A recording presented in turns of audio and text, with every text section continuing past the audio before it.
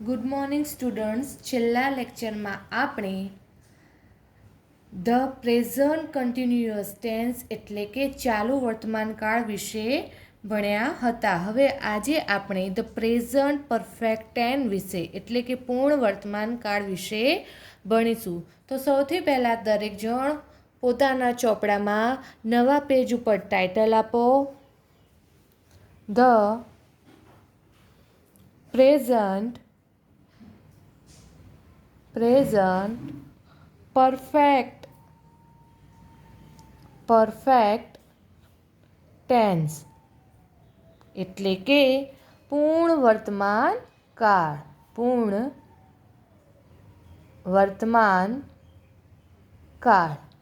તો સ્ટુડન્ટ્સ, પૂર્ણ વર્તમાન કાળ ક્યારે વપરાય?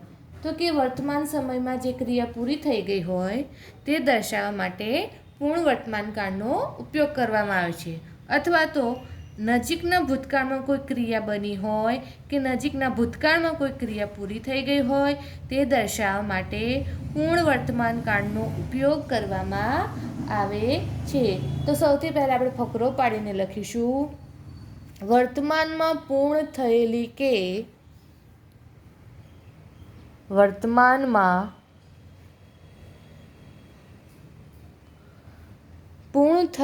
કે કરેલી ક્રિયા માટે અથવા નજીકના ભૂતકાળમાં કોઈ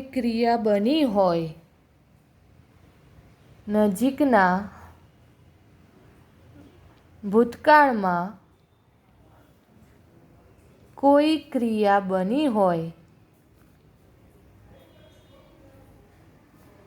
તે દર્શાવવા પૂર્ણ વર્તમાન કાળનો ઉપયોગ કરવામાં આવે છે.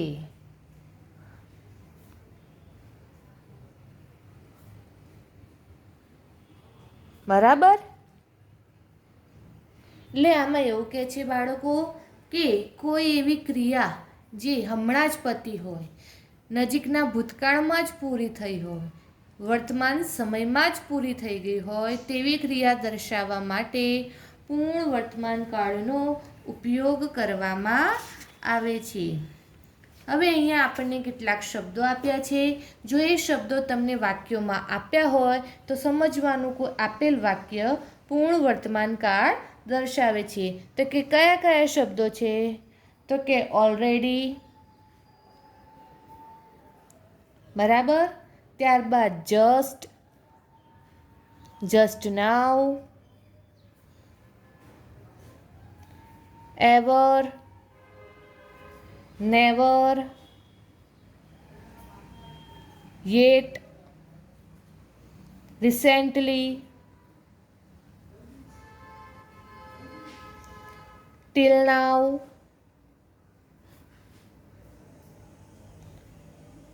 up till now જેવા શબ્દો પૂર્ણ વર્તમાન કાળ દર્શાવે છે.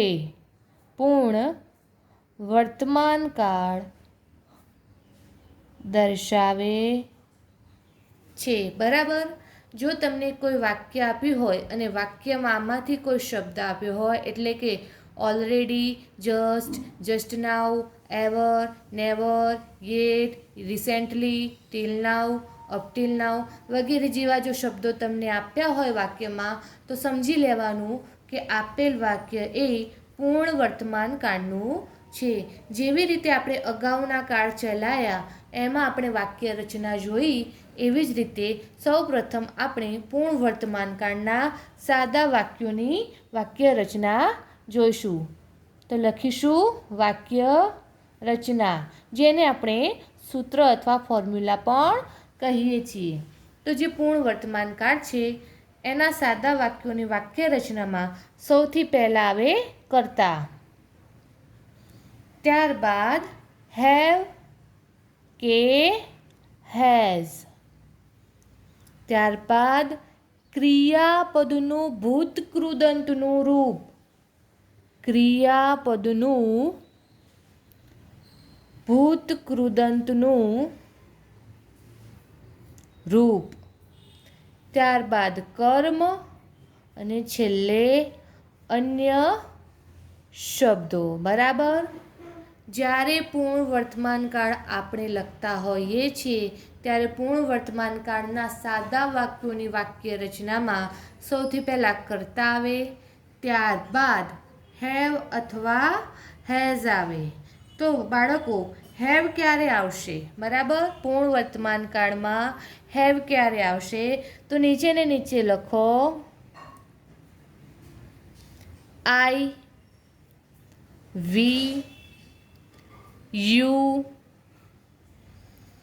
અને ધેય આ બધા જોડે હેવ આવશે.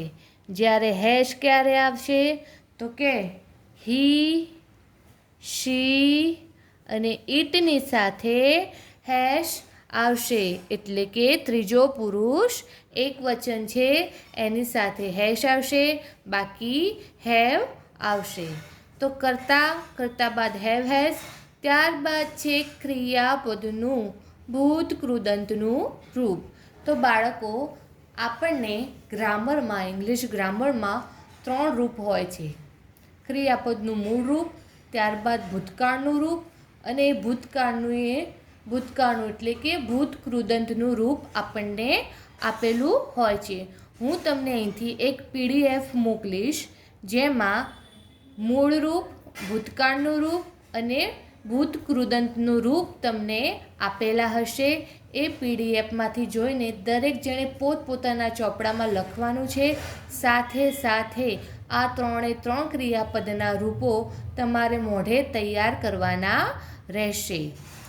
તો ક્રિયાપદનું ભૂતકૃદંતનું રૂપ, ત્યારબાદ કર્મ અને અન્ય શબ્દો આવશે. તો હવે આપણે એના ઉદાહરણો જોઈશું.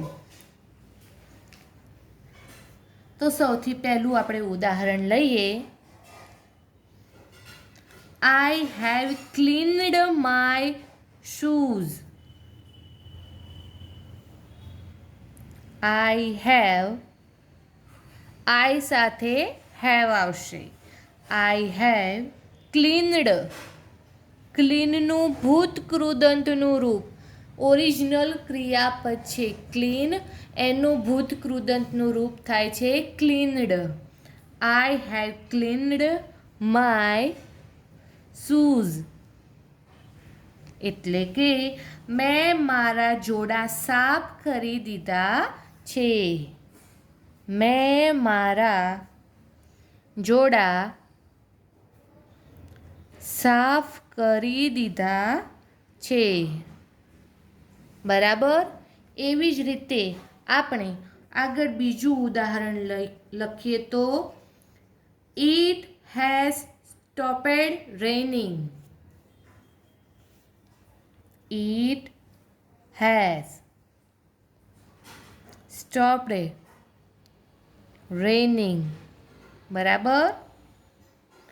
તો હવે અહીંયા જુઓ, ઇટની સાથે શું આવશે? ત્રીજા પુરુષ એક વચનની સાથે હેશ આવશે. માટે ઇટ હેઝ સ્ટોપ્ડ. ઓરિજિનલ ક્રિયાપદ છે સ્ટોપ, એનું ભૂતકૃદંતનું રૂપ આપણે અહીંયા મૂક્યું છે સ્ટોપ્ડ.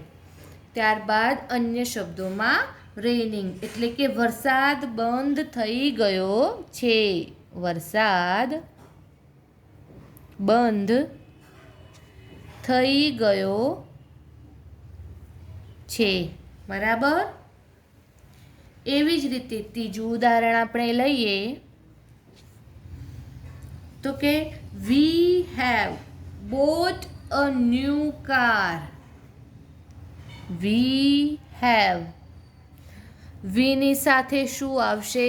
તો કે have. We have bought, BOUGHT.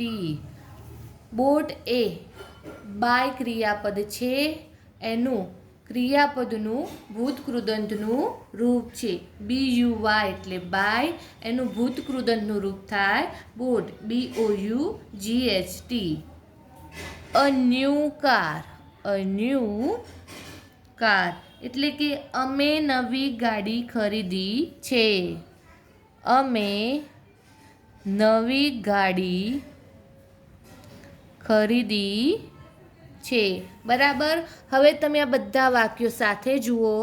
સૌથી પહેલાં આવશે કર્તા. તો કે 3 વાક્યમાં તમે જુઓ કર્તા તરીકે આપણે શું શું મૂક્યું છે. તો કે આઈ છે, ઈટ છે અને વી છે. તો આ 3 શું છે? કર્તા.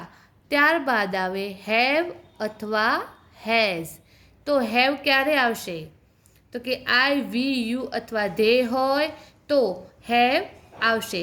તો અહીંયા જુઓ આઈ અને વી હતા ત્યાં આગળ આપણે હેવ મૂક્યું. અને હેઝ ક્યારે આવશે? તો કે હી, શી, ઈટ હોય તો હેશ આવશે. તો અહીંયા જુઓ ઈટ હતું ત્યાં આપણે હેશ મૂક્યું. એટલે કે કર્તા, ત્યારબાદ હેવ હેઝ, ત્યારબાદ ક્રિયાપદનું ભૂતકૃદંતનું રૂપ. તો ક્લીનનું ક્લીન્ડ, સ્ટોપનું સ્ટોપ્ડ અને બાયનું બોટ. એ શું છે? તો કે ક્રિયાપદનું ભૂતકૃદંતનું રૂપ. ત્યારબાદ પાછળ જે શબ્દો આપ્યા છે એ અન્ય શબ્દોમાં ગણીશું. હવે જેવી રીતે આપણે સાદી વાક્ય રચના જોઈ પૂર્ણ વર્તમાનકાળની ધ પ્રેઝન્ટ પરફેક્ટ ટેન્સની, એવી જ રીતે હવે આપણે તેની નકારાત્મક વાક્ય રચના જોઈશું. ત્યારબાદ તેના કેટલાક ઉદાહરણો જોઈશું.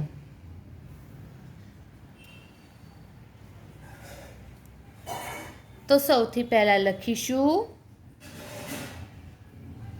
નકારાત્મક. નકારાત્મક એટલે કે નેગેટિવ વાક્ય રચના. કૌંસમાં સૂત્ર લખીશું. બરાબર. તો નકારાત્મક વાક્ય રચનામાં સૌથી પહેલાં શું આવશે? તો કે સૌથી પહેલાં કર્તા આવશે. ત્યારબાદ હેવ અથવા હેઝ આવશે. ત્યારબાદ નોટ આવશે. બરાબર. પછી ક્રિયાપદનું ભૂતકૃદંતનું રૂપ આવે. ક્રિયાપદનું ભૂતકૃદંતનું રૂપ. ત્યારબાદ કર્મ અને અન્ય શબ્દો. હવે તમે અહીંયા બધા ધ્યાન આપો. સાદા વાક્યની વાક્ય રચનામાં કર્તા પ્લસ હેવ હેઝ પ્લસ ક્રિયાપદનું ભૂતકૃદંતનું રૂપ પ્લસ કર્મ અને પ્લસ અન્ય શબ્દો હતા.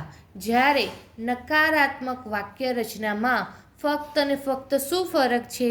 તો કે હેવ હેઝ અને ક્રિયાપદનું જે ભૂતકૃદંતનું રૂપ આવે એની વચ્ચે તમારે નોટ મૂકી દેવાનું. તો શું થઈ જશે? નકારાત્મક વાક્ય રચના. તો નકારાત્મક વાક્ય રચના આપણી શું થઈ?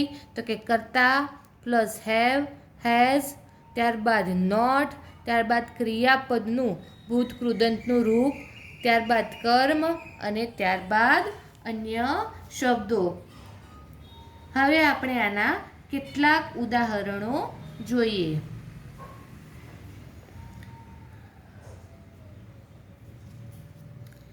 તો સૌથી પહેલાં આપણે લખીએ you have not made a mistake. Not made a mistake.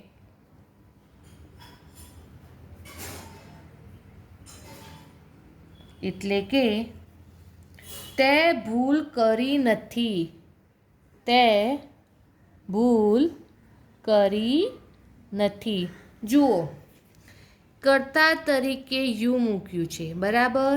અને યુ હોય તો યુની સાથે શું આવે? હેવ. માટે યુ પછી હેવ હેઝમાંથી હેવ મૂક્યું. બરાબર. કર્તા તરીકે યુ, હેવ હેઝમાંથી હેવ મૂક્યું. ત્યારબાદ નોટ, ત્યારબાદ ક્રિયાપદનું ભૂતકૃદંતનું રૂપ. એમાં આપણે મેડ લખ્યું છે. તો મેડ એ મૂળ ક્રિયાપદ મેકનું ભૂતકૃદંતનું રૂપ છે. ત્યારબાદ અ મિસ્ટેક એટલે કે અન્ય શબ્દો. તે ભૂલ કરી નથી. એવી જ રીતે આગળ આપણે બીજું ઉદાહરણ લઈએ.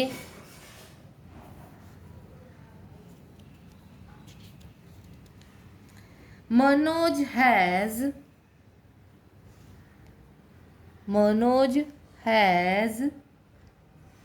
not lived in Ahmedabad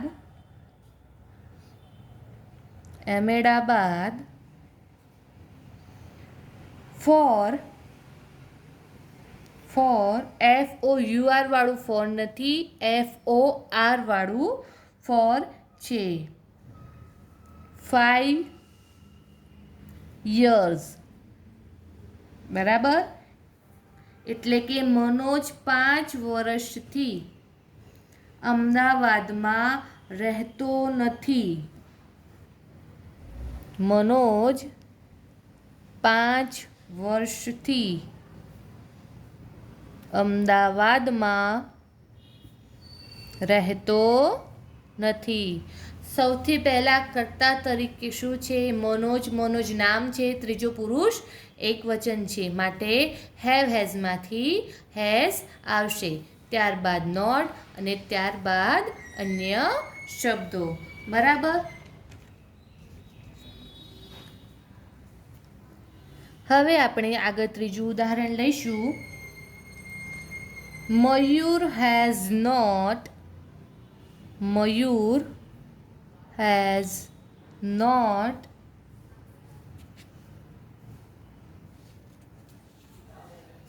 cleaned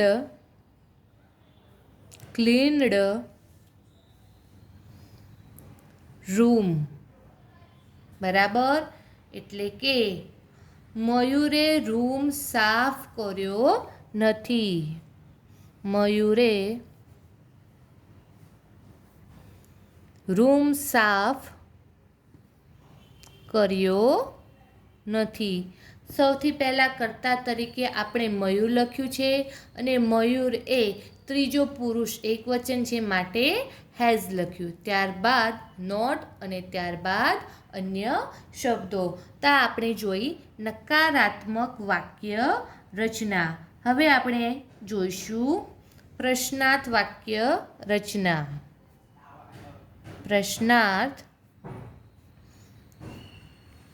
વાક્ય રચના, જેને આપણે ઇન્વર્ઝન ક્વેશ્ચન્સ પણ કહીએ છીએ. બરાબર. તો પ્રશ્નાર્થ વાક્ય રચનાનું સૌથી પહેલાં આપણે સૂત્ર જોઈએ તો એમાં સૌથી પહેલાં શું આવશે? તો કે હેવ અથવા હેઝ. હેવ અથવા હેઝ. ત્યારબાદ કર્તા. ત્યારબાદ શું આવશે? તો કે ત્યારબાદ આવશે ક્રિયાપદનું ભૂતકૃદંતનું રૂપ. ક્રિયાપદનું ભૂતકૃદંતનું રૂપ. ત્યારબાદ આવશે કર્મ અને અન્ય શબ્દો. પ્રશ્નાર્થ વાક્ય રચના છે, માટે સૌથી છેલ્લે આવશે પ્રશ્નાર્થ ચિહ્ન.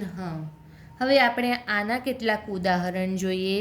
તો સૌથી પહેલાં આપણે લખીશું have you finished your work. Have you finished your work એટલે કે તમે તમારું કામ પૂરું કરી દીધું છે. તમે તમારું કામ પૂરું કરી દીધું છે. જુઓ, સૌથી પહેલાં હેવ હેઝમાંથી આપણે હેવ મૂક્યું, કારણ કે કર્તા તરીકે યુ છે અને યુની સાથે હેવ આવે. ત્યારબાદ છે ક્રિયાપદનું ભૂતકૃદંતનું રૂપ. ફિનિશનું ફિનિશ્ડ કર્યું, એટલે have you finished your work. તમે તમારું કામ પૂરું કર્યું છે. અને છેલ્લે પ્રશ્નાર્થ ચિહ્ન. એવી જ રીતે આગળ આપણે બીજું ઉદાહરણ લઈએ. Have you mat my brother? Have you mat my brother? તમે મારા ભાઈને મળ્યા છો? તમે મારા ભાઈને મળ્યા છો? બરાબર. તો સૌથી પહેલાં હેવ હેઝમાંથી આપણે હેવ મૂક્યું. કર્તા તરીકે શું છે? યુ. તો યુની સાથે હંમેશા હેવ વાટવી, એટલે હેવ યુ. ત્યારબાદ છે ક્રિયાપદનું ભૂતકૃદંતનું રૂપ, જેમાં આપણે લખ્યું છે મેટ, જે ક્રિયાપદના મૂળ રૂપ મીટનું ભૂતકૃદંતનું રૂપ છે મેટ. ત્યારબાદ અન્ય શબ્દો. Have you mat my brother? તમે મારા ભાઈને મળ્યા છો? બરાબર.